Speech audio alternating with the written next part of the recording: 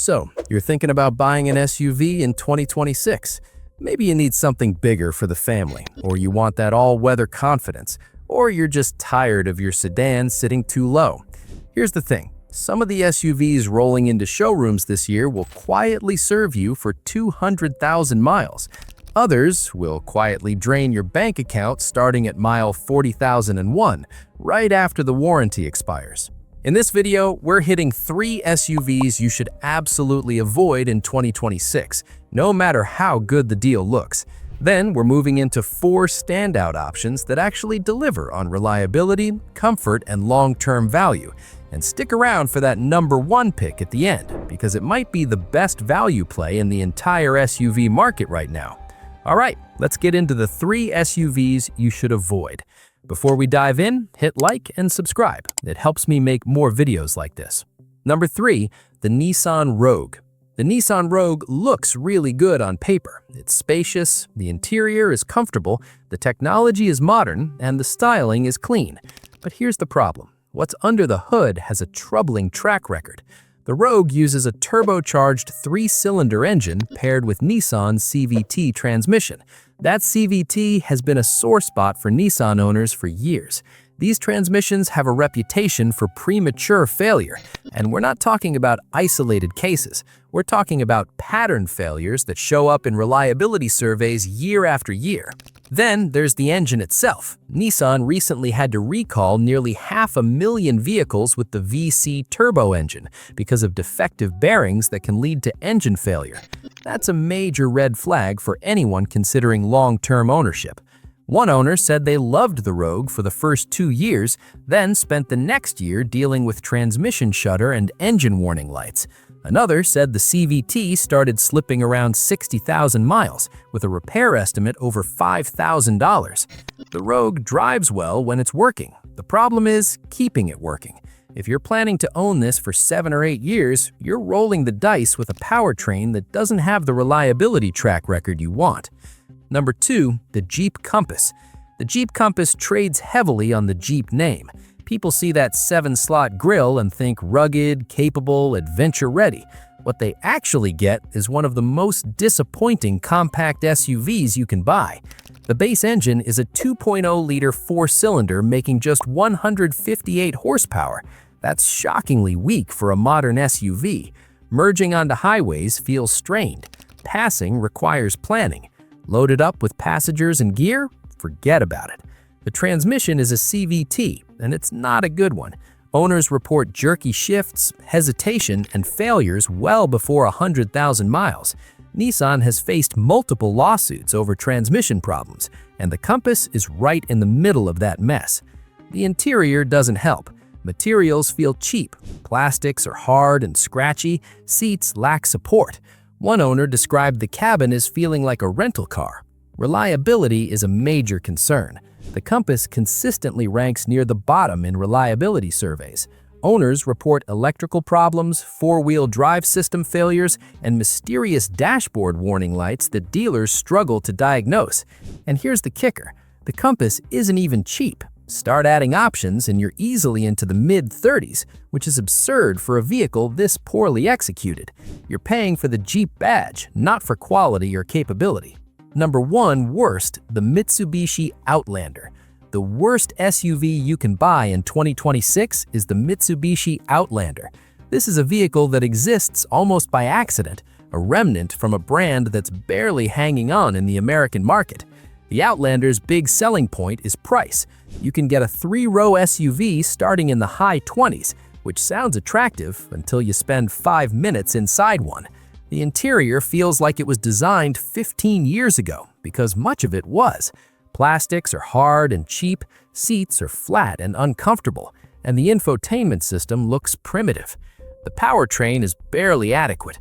The 2.5-liter 4-cylinder makes 184 horsepower, which is not enough for a vehicle trying to haul 7 passengers and cargo. Acceleration is painfully slow, and the CVT transmission is noisy and inefficient. The 3rd row is a joke. It's so cramped that even kids complain.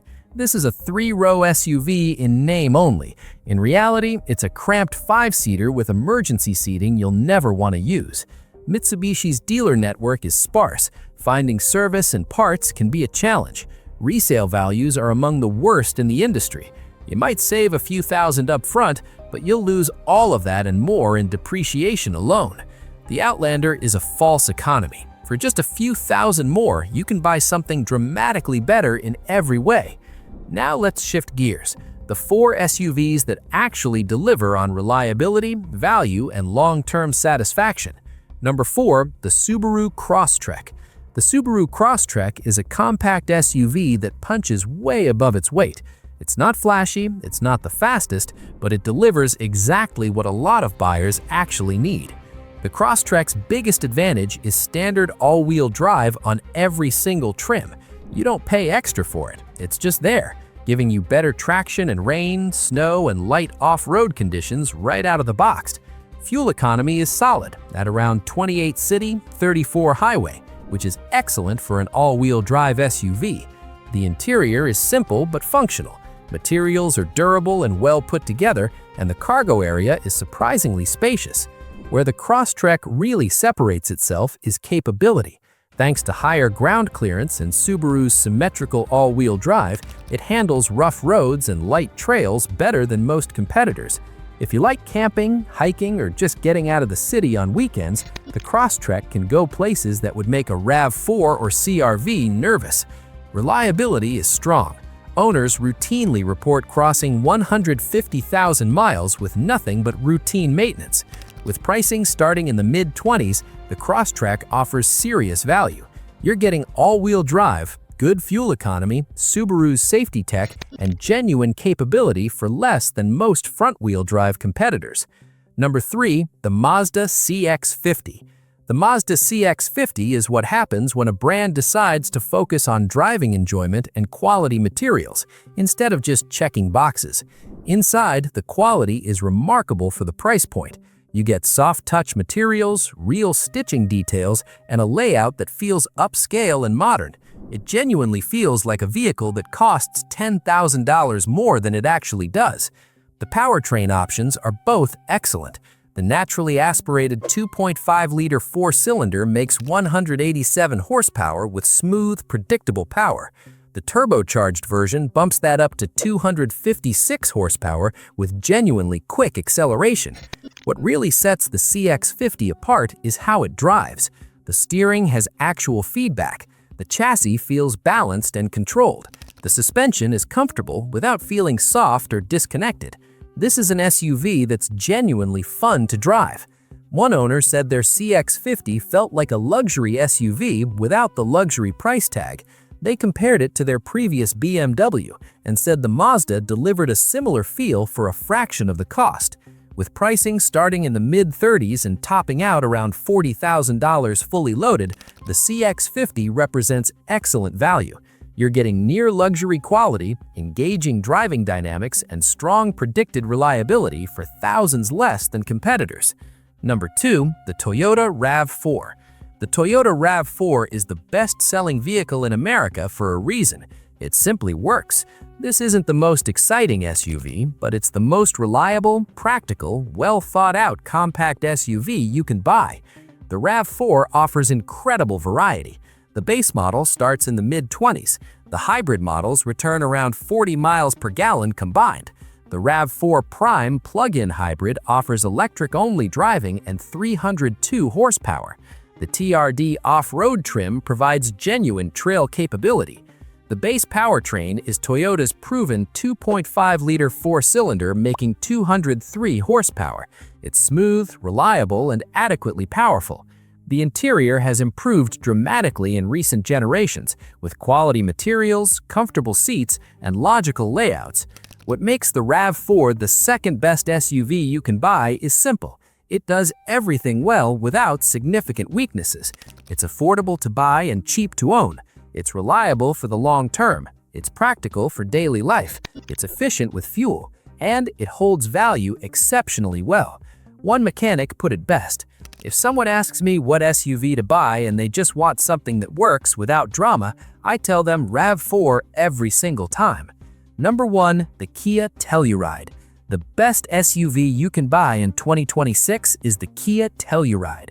When it comes to blending space, style, features, and value, the Telluride has cemented itself as the king of three-row SUVs. The first thing that stands out is interior space. You get 3 genuinely usable rows, including a third row that adults can actually sit in without feeling tortured. The cargo area is spacious even with all seats in use. The Telluride's V6 delivers 291 horsepower and smooth, confident power.